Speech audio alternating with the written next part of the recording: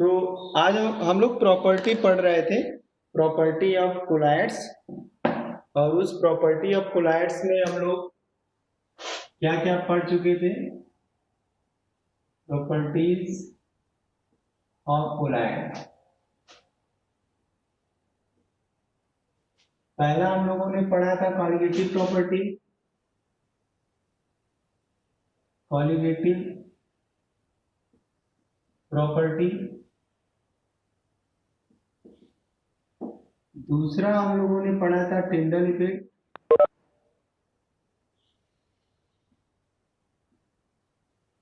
तीसरा हम लोगों ने कलर पढ़ा था। और चौथा हम लोगों ने पढ़ा था ब्राउनियन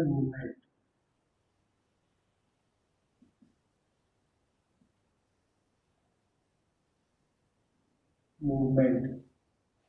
ठीक है, तो ये हम लोगों ने 4 प्रॉपर्टी पूरी कर ली थी। अब इसके बाद हम लोगों को पढ़ना था चार्ज ऑन कोलाइडल पार्टिकल। यही शायद था, charge on colloidal particle.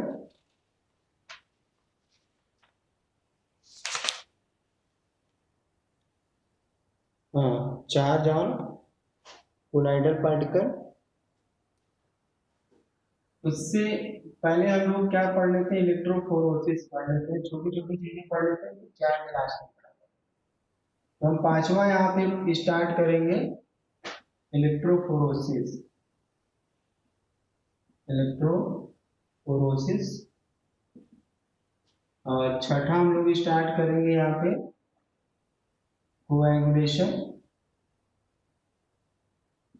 Coagulation. तब यहाँ पे लास्ट में हम 7वां स्टार्ट करेंगे, charge on colloidal particle.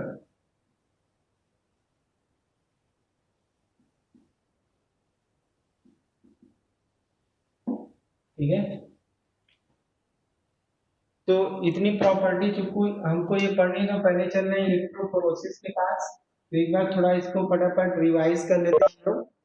Colloidal particle हमने सॉरी कॉलिगेटिव प्रॉपर्टी हमने बताया था कि जो हमारा सॉल्यूशन होता है, क्या बोलते हैं, कोलाइडल सॉल्यूशन, वो कॉलिगेटिव प्रॉपर्टी शो करता है। तो कॉलिगेटिव प्रॉपर्टी शो करने के पीछे कारण क्या है? उसकी साइज बहुत छोटी है। सॉल्यूशन ट्रांसपेरेंट तो नहीं होता मगर ट्रांसलूसेंट होता है, तो इस वजह से साइज छोटी होने की वजह से वो कोलाइडल पार्टिकल जो होते हैं वो कोलाइडल रेंज में, जैसे 1 नैनोमीटर के अगर पार्टिकल हैं तो वो जो है कि कॉलिगेटिव प्रॉपर्टी शो करते हैं। ठीक है, दूसरा हम लोगों ने टिंडल इफेक्ट पढ़ा था कि टिंडल इफेक्ट में हमने ये देखा था कि अगर हम मोनोक्रोमेटिक बीम ऑफ लाइट को कोलाइडल सॉल्यूशन से पास करते हैं तो वहां पे ट्रायंगल इल्यूमिनेटेड पाथ बन जाता है, ट्रायंगुलर इल्यूमिनेटेड पाथ, जो कि हमें चमकता हुआ दिखाई देता है क्योंकि वहां पे लाइट स्ट्राइक करती है जब कोलाइडल पार्टिकल से, वहाँ स्कैटरिंग होता है और स्कैटरिंग के कारण वहां पे हमें वो चमकता हुआ दिखाई देता है। ठीक है, नेक्स्ट हम लोगों ने ये पढ़ा था कलर। कलर में हम लोगों ने क्या पढ़ा था कि जब कोलाइडल सॉल्यूशन से मोनोक्रोमेटिक बीम ऑफ लाइट का मतलब क्या है? Mono means single, chroma means colour, beam माने बीम होता है, सिंगल कलर की बीम अगर हम भेज रहे हैं, ठीक है, ओके, तो वो मोनोक्रोमेटिक होता है। Mono means single, chroma means colour, beam माने बीम। सिंगल कलर की अगर लाइट हम पास करते हैं तो उसको मोनोक्रोमेटिक कहते हैं। तो यहाँ पे कलर दिखाने के कारण क्या था कि हम जब भी लाइट पास करते हैं किसी पर्टिकुलर कलर की और सोल्यूशन हमें एक पर्टिकुलर कलर का दिखाई देता है, वो क्यों दिखाई देता है? उसका कारण होता है कि वो पार्टिकल की साइज और वेवलेंथ की साइज में अगर डिफरेंस है तो वहां पे कलर हमें दिखाई देगा। अगर पार्टिकल की साइज बड़ी है, सपोज करो कि जितना कोलाइडल पार्टिकल है उसका रेंज जो है ब्लू वेवलेंथ के लिए बड़ा है, ब्लू वेवलेंथ के लिए फिजिक्स में पढ़ा होगा, तो वो उस बड़े वेवलेंथ की लाइट पार्टिकल के लिए ब्लू लाइट जो आएगी तो स्ट्राइक करेगी तो स्कैटर कर जाएगी क्योंकि उसकी वेवलेंथ जो है छोटी है। तो स्कैटर करेंगे और उस तरह का हमें कलर दिखाई देगा। जैसे कि हमने बताया था कि अगर मिल्क और वाटर के सोल्यूशन से हम लाइट पास करते हैं तो हमें रेड दिखाई देगा। रेड दिखाई देने के पीछे कारण क्या है, क्योंकि वहां पे जो रेड कलर की वेवलेंथ है वो लाइट स्ट्राइक करके इधर उधर फैल जा रही है, तो इस वजह से हमें वो कलर दिखाई दे रहा है। अगर पास कर जाती तो वो नहीं दिखाई देता।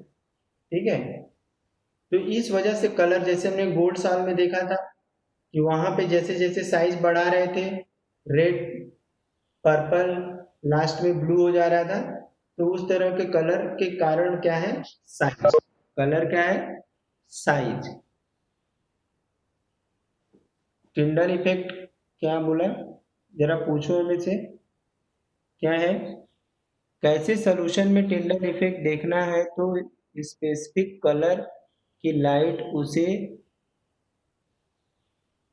करनी पड़ेगी। नहीं नहीं नहीं, अगर हमें देखो, ये कलर भी टिंडल इफेक्ट से ही जुड़ा हुआ है।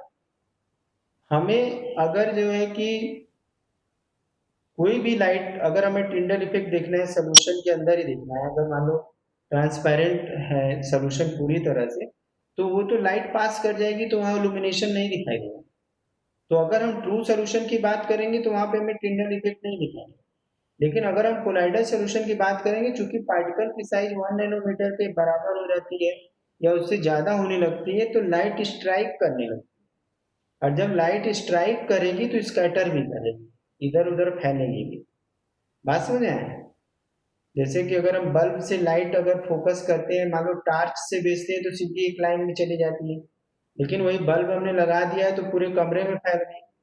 ठीक है, उसी तरह से जब हम एक साइड से लाइट पास करते हैं तो जितने पार्टिकल रास्ते में आते हैं सब टकराते हैं, और टकराने के बाद स्कैटरिंग ऑफ लाइट होती है, तब हमें वो चीज ब्राइट दिखाई देती है, चमकती हुई दिखाई देती है।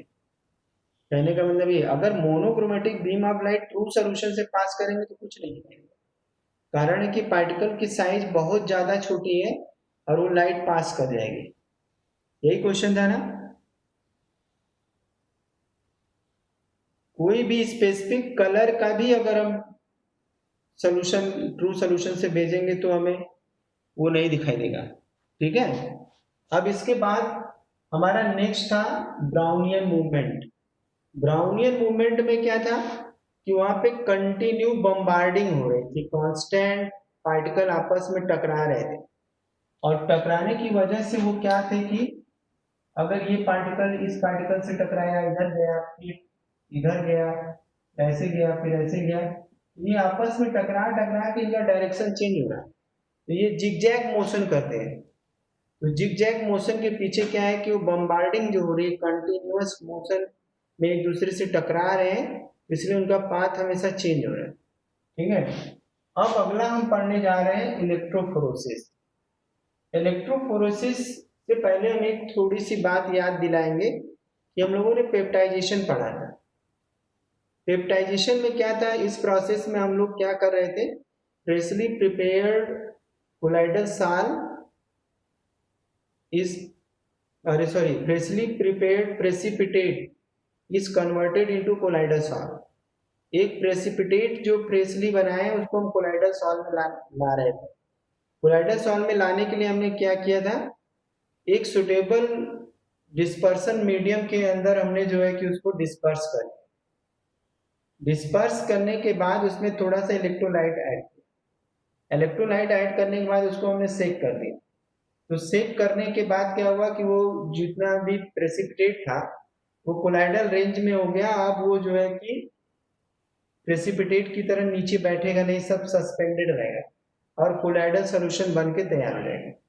हमने इलेक्ट्रोलाइट क्यों मिलाया था ये हमने उस दिन बताया था। इलेक्ट्रोलाइट जब डालते हैं तो वहां पे प्रिफरेंशियल एडजॉर्प्शन होता है।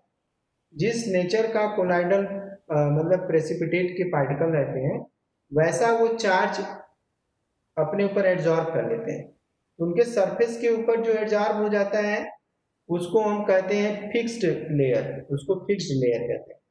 और जो उसके अपोजिट वाला चार्ज उसके चारों तरफ आके उसको जो है कि एक साथ मतलब कि न्यूट्रल बना देता है, तो उसको हम कहते हैं डिफ्यूज लेयर। सपोज करो कि मान लो वो पार्टिकल ने प्लस चार्ज ले लिया, क्या लिया, प्लस चार्ज, ठीक है, प्लस चार्ज ले लिया, तो वो उसका फिक्स्ड लेयर प्लस चार्ज का हो गया। अब सॉल्यूशन के अंदर निगेटिव भी है तो निगेटिव अट्रैक्शन के कारण उसके ऊपर एक प्रोटेक्टिव लेयर बना लिया, ठीक है, तो डिफ्यूज लेयर हो गई। तो यहाँ पे चार्ज की डबल लेयर बन गई, और ये चार्ज की जो डबल लेयर बन गई इसी को हम हेल्महोल्ट्ज इलेक्ट्रिकल डबल लेयर बोलते हैं। अब हम लोग जान गए कि जहां अपोजिट चार्ज होगा तो फिजिक्स में पढ़ा है पोटेंशियल डिफरेंस भी वहां पे होगा। तो ये चीज अभी हम लोग आगे देखेंगे। हमें ये चार्ज बताने का कारण क्या था कि हम लोग जब भी सोल्यूशन बना रहे हैं तो हम हाइड्रोफिलिक को कोलाइडल स्टेट में ला रहे हैं, हाइड्रोफोबिक को, सॉरी, हाइड्रोफोबिक को, जिसके लिए हमें वहां इलेक्ट्रोलाइट मिला करके पेप्टाइजेशन करना है। इसका मतलब जो कोलाइडल पार्टिकल है वो चार्ज पार्टिकल, वो क्या है, चार्ज पार्टिकल। और अगर वो चार्ज पार्टिकल है तो वो इलेक्ट्रिकल फील्ड में मूव भी कर सकते हैं। अगर वहाँ इलेक्ट्रिसिटी हम जनरेट करेंगे तो वो रिस्पेक्टिव इलेक्ट्रोड की तरफ उनका मोशन भी हो सकता है। तो यहाँ पे हम लोग इलेक्ट्रिकल फील्ड में जो मोशन होगा रिस्पेक्टिव इलेक्ट्रोड की साइड में, उसको हम इलेक्ट्रोफोरोसिस कहते हैं। इलेक्ट्रोफोरोसिस आज इसको हम लोग यहाँ पे देखेंगे, ठीक है।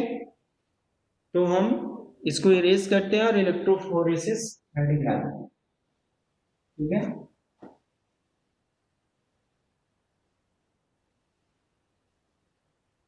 चलो,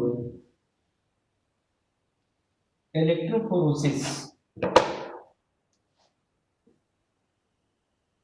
इलेक्ट्रोफोरोसिस, इलेक्ट्रोफोरोसिस का मतलब होता है कि मूवमेंट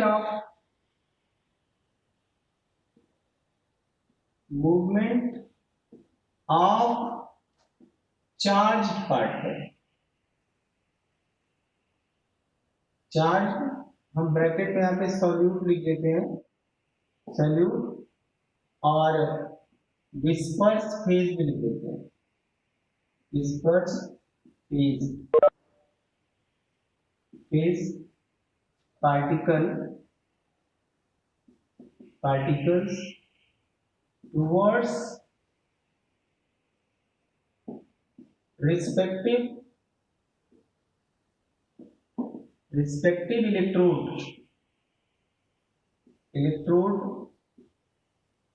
is known as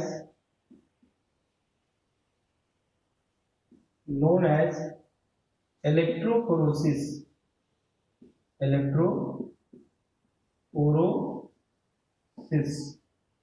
इसको हम कहते हैं इलेक्ट्रोफोरोसिस। अब इलेक्ट्रोफोरोसिस में अभी हम इसको स्ट्रक्चर बना करके भी दिखाएंगे, थ्रू द स्ट्रक्चर भी इसको समझाएंगे अभी। अब अगर मान लो कि if charge disperse phase particle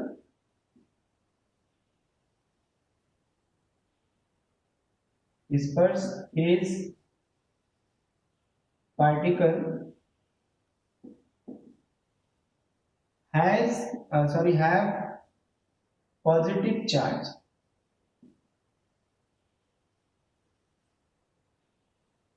then on applying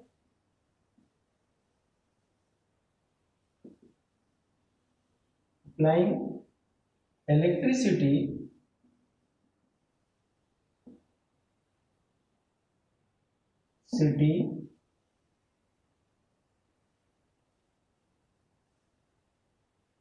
this charge move, these charge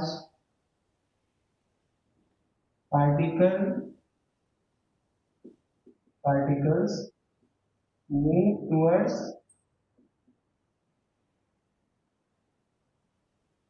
कहाँ जाएंगे, पॉजिटिव है तो किधर जाएंगे, हमारा एनोड। इलेक्ट्रोफोरोसिस का मतलब होगा इलेक्ट्रोलाइसिस कर रहे हैं, इलेक्ट्रोलाइसिस कर रहे हैं मतलब कि वहां पे हमारा एनोड हमेशा पॉजिटिव होगा और कैथोड हमारा निगेटिव होगा। अगर इलेक्ट्रोकेमिकल सेल होगी तो हमारा एनोड निगेटिव होगा और कैथोड पॉजिटिव होगा, ठीक है। तो हम यहाँ पे हम चूंकि इलेक्ट्रोड लगाए हैं अपनी तरफ से, तो यहाँ पे हमारा क्या होगा कि एनोड पॉजिटिव होगा और कैथोड नेगेटिव होगा। तो ये चार्ज अगर पॉजिटिव है तो मूव किधर करेगा, कैथोड की तरफ, move towards cathode, then it is known as then it is then it is known as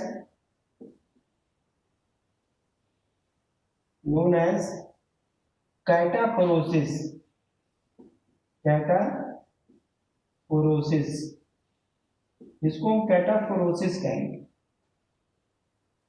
ठीक है, इसके अपोजिट अगर नेगेटिव चार्ज है एनोड के साइड में जाएगा तो एनाफोरोसिस होगा। ठीक है, तो इसको स्क्रीनशॉट ले लिए होगे, ये बात समझ में आ गई होगी कि अगर चार्ज पार्टिकल चाहे सॉल्यूट का हो चाहे हम डिस्पर्स फेज का बोले, अगर एक रिस्पेक्टिव इलेक्ट्रोड की ओर जो चार्ज है उस चार्ज के अकॉर्डिंग अगर वो मूव करता है टुवर्ड द इलेक्ट्रोड, तो उसको हम जो है कि वहां पे इलेक्ट्रोफोरोसिस कहते हैं।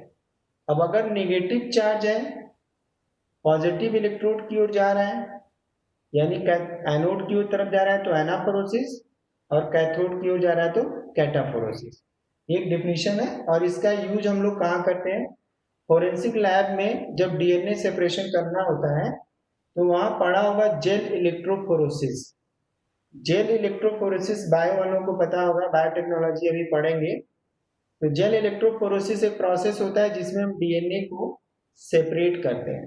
ठीक है, क्योंकि डीएनए के ऊपर भी चार्ज होता है, नेगेटिव चार्ज, तो उसकी वजह से वो क्या होता है, कैथो एनोड की ओर जाकर के मूव करता है और सब एक जगह पे जाकर इकट्ठा हो जाते हैं। फिर वहां से उसको निकाल करके हम जो है कि एब्रोस जेल के ऊपर लगा करके लाइट पास करते हैं तो कलर बैंड दिखाई देते हैं, इसको हम फिंगर प्रिंटिंग कहते हैं। और हमारे पास जो एक्यूज पर्सन रहेगा उसके डीएनए से मैच करा देंगे इसी प्रोसेस से, तो ये हमारा डीएनए फिंगर प्रिंटिंग होती है। तो वहां पे हम इसका यूज करते हैं इलेक्ट्रोफोरोसिस का। इसके अलावा ब्लड में भी जब ईएसआर निकालना होता है तो भी वहां पे करते हैं, लेकिन वहां पे सेडिमेंटेशन हो जाता है, एक दूसरा भी प्रोसेस साथ में हो जाता है, इसलिए वहां पे इलेक्ट्रोफोरोसिस का नाम नहीं दे सकते हैं, करते हैं इलेक्ट्रिक के प्रेजेंस में ही। ठीक है, अब इलेक्ट्रोफोरोसिस को जरा हम लोग देख लेते हैं। ठीक है, कैटाफोरोसिस हो गया, एनाफोरोसिस इसी तरह से हो जाएगा। कहीं कहीं बुक में अपोजिट दिया हुआ है, इलेक्ट्रोकेमिकल वाला दे दिया है, जबकि वो गलत है, क्योंकि यहाँ पे जो हम इलेक्ट्रिसिटी सप्लाई कर रहे हैं, जब भी इलेक्ट्रिसिटी सप्लाई करते हैं तो क्या होगा, इलेक्ट्रिसिटी अगर सप्लाई करेंगे तो उस कंडीशन में हमारा एनोड हमेशा पॉजिटिव होगा और कैथोड हमेशा हमारा क्या होगा, निगेटिव होगा। अब यहाँ पे मूवमेंट एक छोटी सी लाइन लिख देते हैं, movement of charged particles, shortcut में हम लिख देते हैं पार्टिकल्स टूवर्ड्स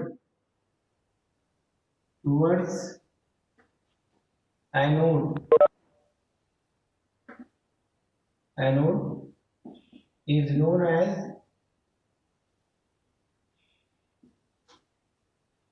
एनाफोरोसिस।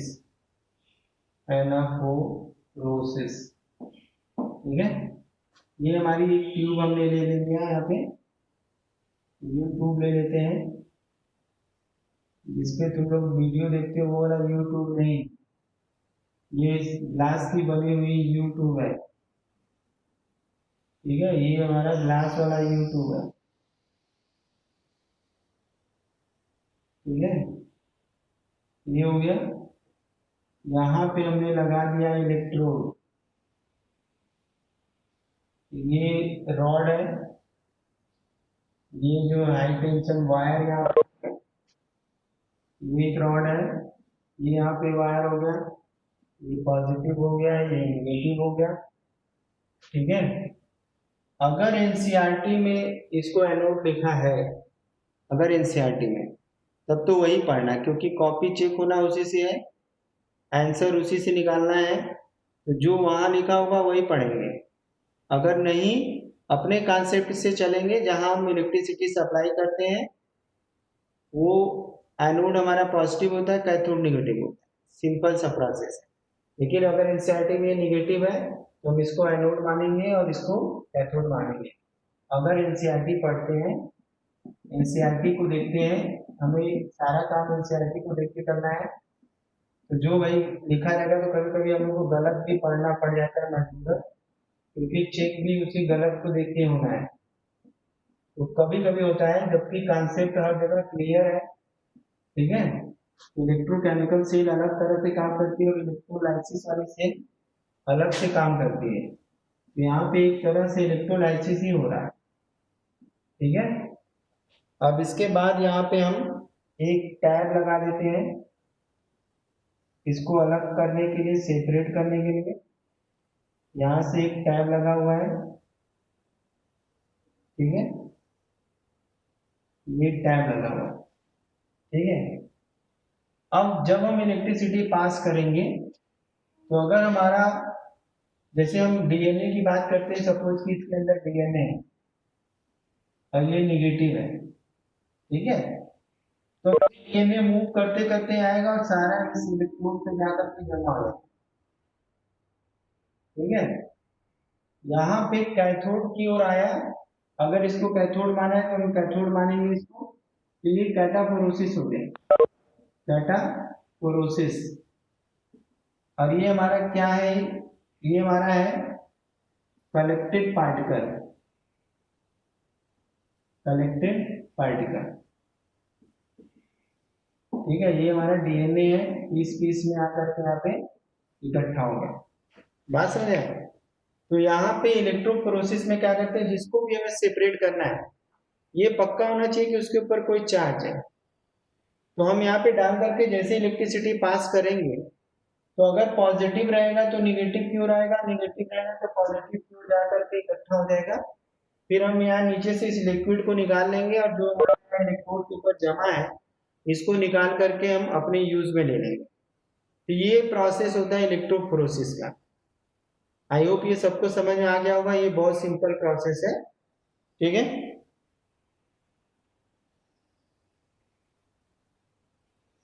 चलो अब इसके बाद हम आते हैं, अगर ये समझ में आ गया है तो यहाँ पे स्क्रीनशॉट ले लो, ठीक है, इससे ज्यादा इसमें कुछ नहीं लिखना है। हम इसके बाद हम टॉपिक पे आते हैं हम लोग, कोएगुलेशन, कोएगुलेशन, कोएगुलेशन। कोएगुलेशन का मतलब होता है थक्का जमना, कोई चीज का क्या होगा, जम जाना, जमना, ठीक है। कोई चीज जम गई उसको हम क्या कहते हैं, कोएगुलेशन कहते हैं, ठीक है। यानी तुमको जम गई उसको मत समझना कि तुमको ये चीज जम रही है, अच्छी लग रही है, ये चीज नहीं। जमने का मतलब जैसे ब्लड जम जाता है, दही, दूध से दही बन जाती है जम के, उसकी बात कर रहे हैं। ये जमना नहीं कि हमको ये चीज बहुत जम रहा है, ऐसा कुछ नहीं, ठीक है, हंसो मत। देखो यार, कोएगुलेशन क्या है, कोएगुलेशन का मतलब है जम जाना। अब जैसे कि अगर ब्लड एनवायरमेंट के कांटेक्ट में आता है, कहीं चोट लगती है तो 2 मिनट के अंदर जो है ब्लड जम जाता है, क्योंकि उसके पीछे बहुत सारे फैक्टर होते हैं जो तुरंत ब्लड में रिलीज होने लगते हैं इन्वायरमेंट के कांटेक्ट में आने के बाद।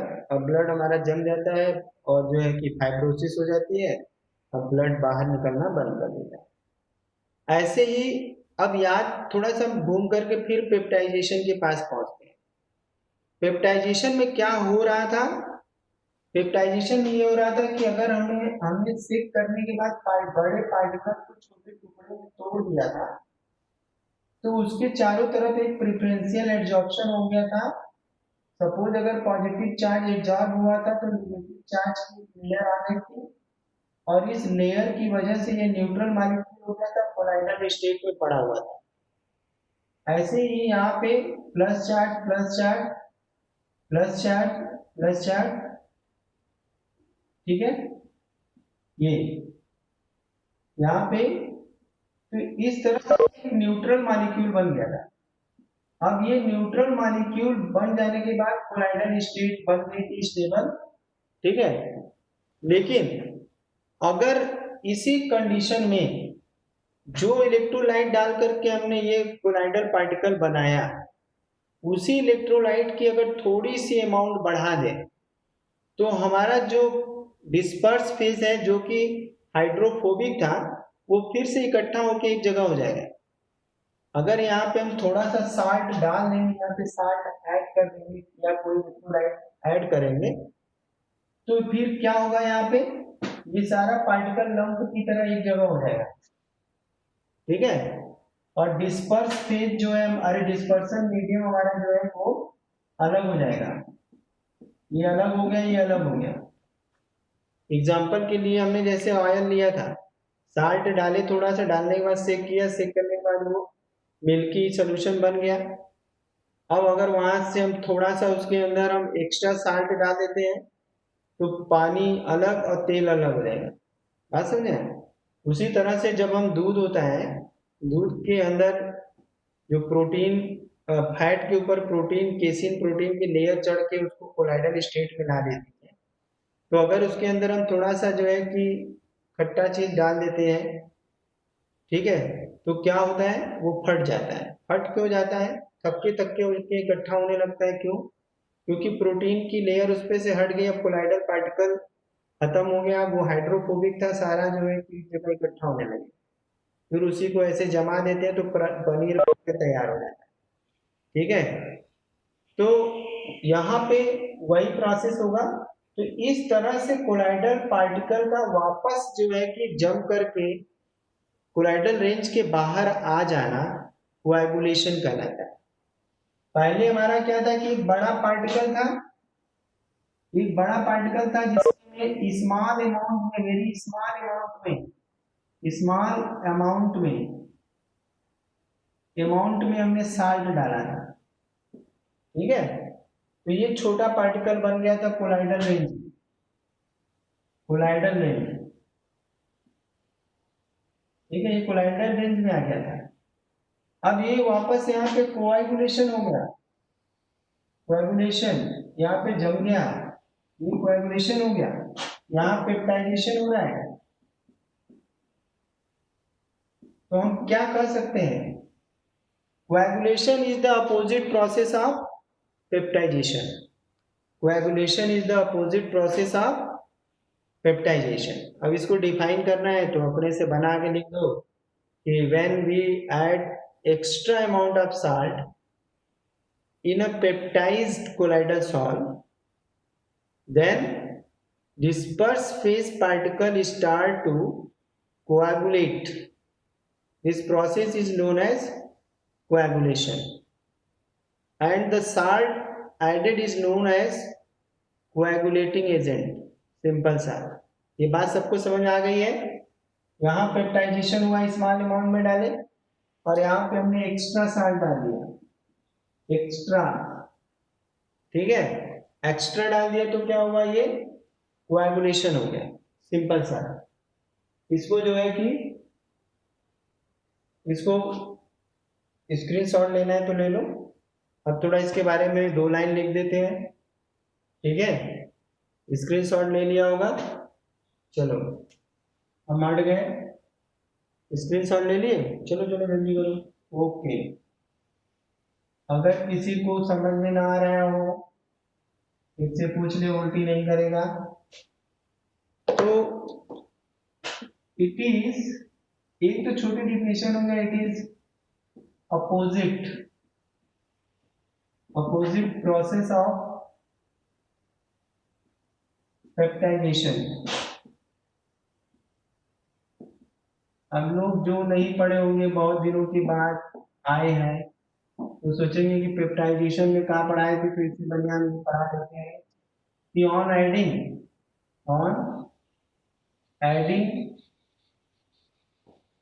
extra amount of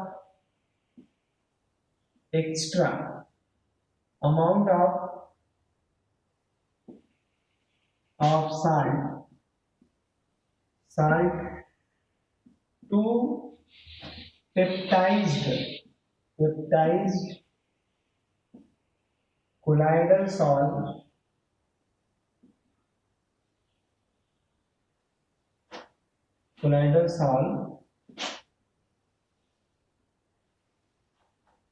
coagulation colloidal salt के बाद कोलाइडल पार्टिकल स्टार्ट, या हम लिख देते हैं disperse phase particle start to aggregate, disperse phase particle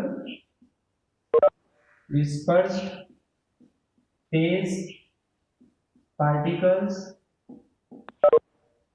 start to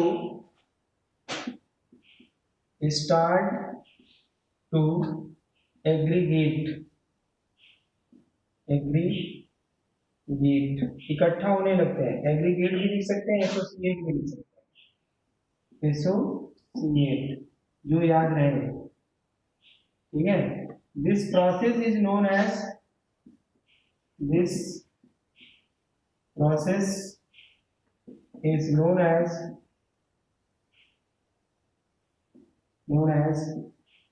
coagulation.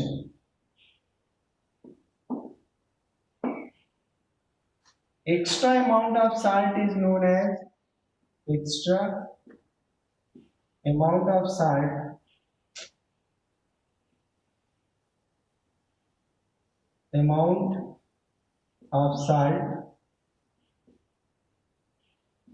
as what? Coagulating agent,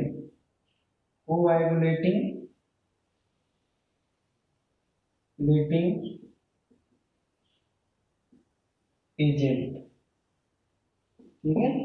example लिख सकते हैं, citrus juice in milk act as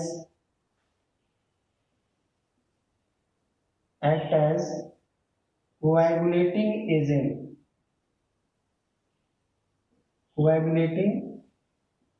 agent, इनको हम कोएगुलेटिंग एजेंट कहते हैं। ऐसे ही दही बनाने में लैक्टिक एसिड क्या करता है? कोएगुलेटिंग एजेंट का काम करता है, ठीक है। तो आज हम लोगों ने इलेक्ट्रोफोरोसिस और कोएगुलेशन जान लिया। इसमें किसी को कहीं परेशानी? अब कोएगुलेशन केवल इलेक्ट्रोलाइट के थ्रू ही नहीं हो सकता है, ठीक है। यहाँ पे एक्स्ट्रा अमाउंट ऑफ साल्ट भी कर सकते हैं और यहाँ पे हीटिंग भी कर सकते हैं। हीट करने से भी कोएगुलेशन हो जाता है। जैसे दूध से जब दही बनाते हैं ना, थोड़ा पहले इसको गर्म कर देते हैं और गर्म करने के बाद उसको रख देते हैं, ठीक है। तो उसमें कोई भी अगर मान लो पहले से दही बना हुआ, उसका लिक्विड अगर वहां से निकाल लेते हैं, जिसको जोरन बोलते हैं, जोरन, यादव भैया लोग जानते होंगे, जोरन अगर डाल दिए दूध मगर गरम करके और उसके अंदर जोरन डाल के रख देते हैं, फिर धीरे धीरे दही क्या होती है? सेट होने लगती है, ठीक है। तो आज हम लोगों ने ये टॉपिक कंप्लीट कर लिया। अब कल हम लोग देखेंगे कि कोएगुलेशन कितनी तरह से हो सकता है, कैसे हो सकता है, ठीक है, क्या क्या तरीके हैं कोएगुलेशन के लिए, और पढ़ेंगे फिर charge on colloidal particle, origin of charge, significance of charge, और हेलमोंट्स इलेक्ट्रिकल डबल लेयर, एंड जो है कि जीटा पोटेंशियल पढ़ेंगे। तो कि आज के लिए इतना ही बस। कल फिर हम लोग इन सारी चीज़ों को कंप्लीट करेंगे।